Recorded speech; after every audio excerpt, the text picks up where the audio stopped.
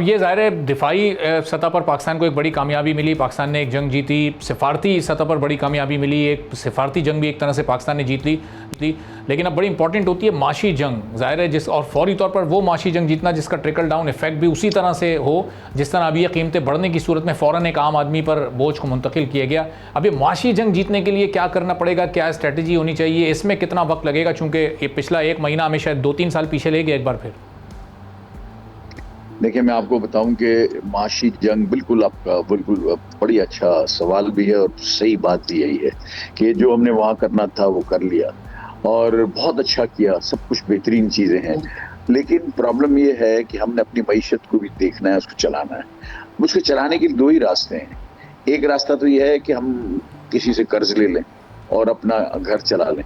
दूसरा रास्ता ये है कि जो अनएम्प्लॉयमेंट क्रिएट होने के जो चांसेस हैं बिकॉज ऑफ दिस सिचुएशन, जिसके अंदर कॉस्ट ऑफ डूइंग बिजनेस बहुत ज्यादा बढ़ गया है, कॉस्ट ऑफ मैन्युफैक्चरिंग बढ़ गया है और हम उसको कर नहीं पा रहे हैं एक्सपोर्ट, वो हमको चेक करना है कि हम उसके अंदर हम क्या उसके अंदर हम कर सकते हैं, कैसे उसको हम कर सकते हैं। मैंने आपको बताया, मेरा 6 नुकात मैंने दिए थे, फाइनेंस मिनिस्टर को भी भेजे हैं मैंने, कि जो है ना आप इसको तभी फिल फॉर जो 5 एक्सपोर्ट ओरिएंटेड सेक्टर्स हैं जिनके 80% एक्सपोर्ट है, उनको 0 रेट कर दें अभी आप से, सेल्स टैक्स कलेक्शन को छोड़ दें क्योंकि इससे लिक्विडिटी की क्राइसिस आती है।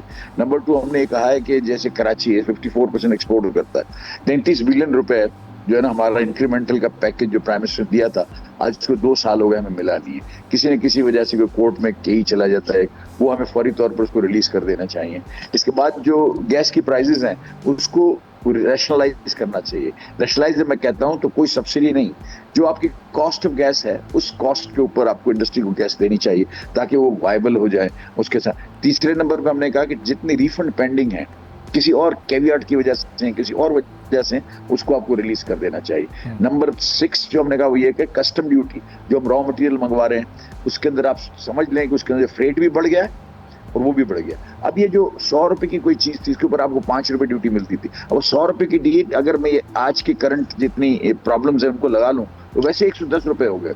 तो 10 रुपए के ऊपर जो आप ड्यूटी ले रहे हैं वो ना लें, जो आपकी है वहाँ फ्रीज कर दें। जो पिछला आपका टारगेट था वो मीट हो रहा है उसको फ्रीज कर दें। इसी तरह से पेट्रोल की प्राइसेस में जो आपका लेवी था, आपने वजीर आज़म ने बड़ा जबरदस्त कदम उठाया और 80 रुपए जो कम किए। अब इसमें लेवी में गुंजाइश है, जो लेवी जो आप लगा रहे हैं उसको इंक्रीमेंटल वैल्यू पे ना लगाएं, बाकी बिल्कुल लगाएं। हमको पैसों की जरूरत है, पाकिस्तान इस वक्त फिस्कल स्पेस बिल्कुल नहीं है। ये हमने इनको गुजारिशात की थी कि इस तरह से अगर हो जाए।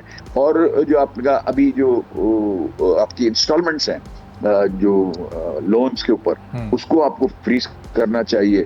और आपका जो आपका जो डॉलर प्राइस है, अगर कुछ ऐसा हो सके जिसमें एक्सपोर्टर्स को कोई स्पेशल डॉलर की प्राइस मिले तो भी थोड़ा सा हो जाएगा। आप ये समझ लेंगे इस वक्त हमको 15 से 17% का कॉस्ट में फर्क हो गया है। अब अगर इसको कॉस्ट के फर्क को हम निकालेंगे नहीं तो हम माल नहीं बेच सकते, तो माल नहीं बेच सकते तो फिर एक्सपोर्ट कम होगी। आज हमको जो सबसे ज्यादा किसी चीज की जरूरत है तो वो है ग्रीन बैक डॉलर्स की जरूरत है। वो डॉलर्स आएंगे जब आप एक्सपोर्ट बढ़ाएंगे। आज हमको एम्प्लॉयमेंट को बढ़ाने की जरूरत है, वो जब भी बढ़ेगी जब अब इंडस्ट्रियलाइजेशन होगा।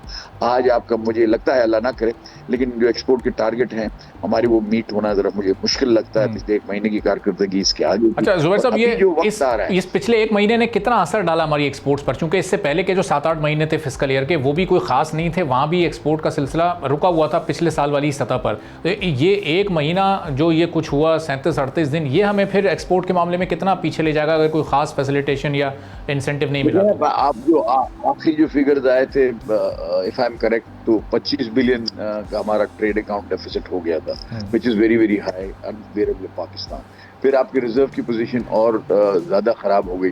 फिर यूएई को जब आप रकम दे रहे हैं तो उससे भी जो ना आपका फर्क पड़ेगा वापस जो देने का, तो आपको रिजर्व जो है ना, आप किसी भी ऐसे मुल्क का, हमारे जैसे मुल्क का रिजर्व जो है वो कम से कम 2 से 3 महीने का इंपोर्ट बिल के बराबर होना चाहिए, जो आज वो बहुत कम है और हमको उसको बढ़ाना चाहिए। लेकिन होम रेमिटेंसेस माशाल्लाह 3.8 बिलियन मार्च के महीने में आए, जो तारीख की सबसे बुलंद तरीन सतह है। ये मतलब ये इसी तरह से हमको लेवर करना चाहिए पाकिस्तानी जो बाहर रहते हैं, और कॉस्ट को कम करने के ऊपर ध्यान देना चाहिए। एक्सपोर्ट हमको करने दें, हम इंशाल्लाह ताला अगर हम माल बेच सकेंगे, आप हूँ या मैं हूँ या कोई और हो, अगर क्या मेरे 2 एंड्स बराबर हो रहे होंगे तो मैं ग्राहक को मना करूंगा?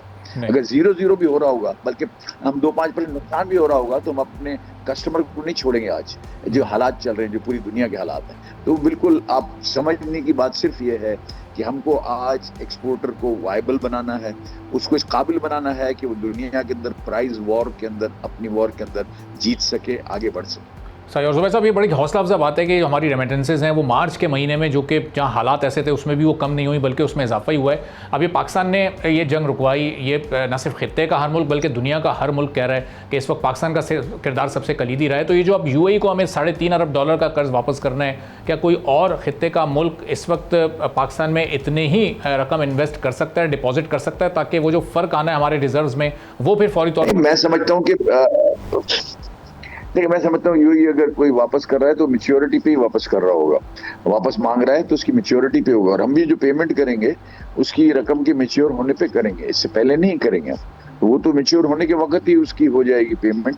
लेकिन होना ये चाहिए था कि इसको रोल ओवर मिल जाना चाहिए था पाकिस्तान को। मेरी UAE की गवर्नमेंट से मुतमाना गुजारिश है कि ये हालात ऐसे हैं जिसमें हम पूरी दुनिया को अमन लाने की कोशिश कर रहे हैं, और इसमें अगर ये अपने आप जो आपके जो पैसे हैं उसको अगर आप वापस मांगेंगे तो इट विल बी हमको ज़्यादा प्रॉब्लम होगा, हमारे फिस्कल स्पेस के अंदर कमी आ जाएगी।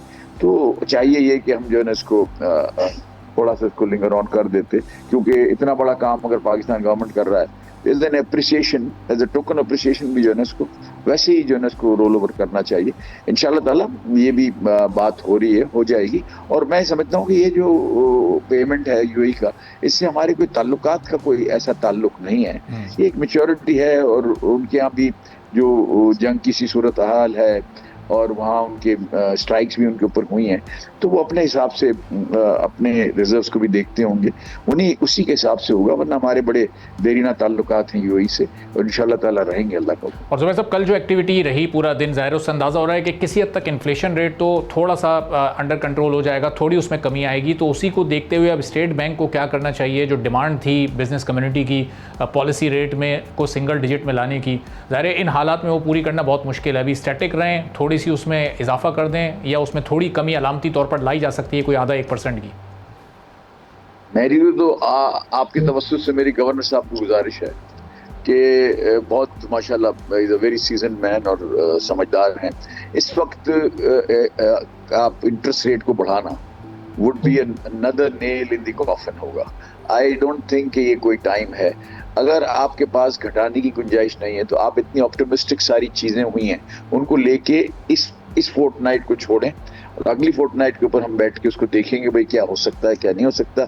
इसलिए कि आज इंटरेस्ट रेट को तो बढ़ना किसी सूरत में भी नहीं चाहिए। अभी अगर पीस आ गया है तो आप जिस स्पीड से पीछे जा रहे थे बेशक उधर ना जाएं आप, डाउनवर्ड रिविजन भले ना हो, लेकिन अपवर्ड रिवीजन की कोई इस वक्त गुंजाइश नहीं है। मेरी तो दरख्वास्त यही है कि जो प्रोग्राम था कि आधा परसेंट इस दफ़ा कम होगा, उसको कम करें ताकि लोगों का कॉन्फिडेंस बहाल हो। आगे जो है ना लोग जो है ना अपना जो काम कर रहे हैं उसको समझ लें कि इसको जो है यार यही इंटरेस्ट रेट रहेगा और हमको काम करने में कोई प्रॉब्लम नहीं होगा। तो ये ऐसा करना चाहिए, ये वक्त का तकाजा है। थोड़ा सा अगर हम समझते हैं कि अगर हमको थोड़ा सा इन्फ्लेशन की वजह से मार भी पड़ी है, कोई बात नहीं, इसको हम उसको सहारें और लोगों के कॉन्फिडेंस को बहाल करें और ट्रस्ट डेफिसिट को क्रिएट ना होने दें। गवर्नमेंट ऑल आउट आपके पास है, ये गवर्नमेंट का बिल्कुल खुला जो है ना होना चाहिए बिजनेस कम्युनिटी को, कि बिजनेस कम्युनिटी के साथ गवर्नमेंट खड़ी है, हर वक्त खड़ी है। और मैं आपको बताऊं कि वज़ीर आज़म जो हैं वो इस हालात में भी उन्होंने इंडस्ट्रियलाइजेशन पे, टैक्सेस के ऊपर और एक्सपोर्ट बढ़ाने के ऊपर बहुत मीटिंगें की हैं। बल्कि इनफैक्ट आज भी शाम को भी जो है ना फाइनेंस मिनिस्टर मीटिंग कर रहे हैं, तो वो जो है ना वो राय भी ले रहे हैं, दे भी रहे हैं, उनकी अपनी फिस्कल स्पेस को भी देख रहे हैं। मैं नहीं समझता किसी सूरत में भी कि ये कोई टाइम है जिसमें हम इंटरेस्ट रेट को बढ़ाएं। सब्सक्राइब करें और बेल दबाएं ताकि कोई खबर रह न जाए।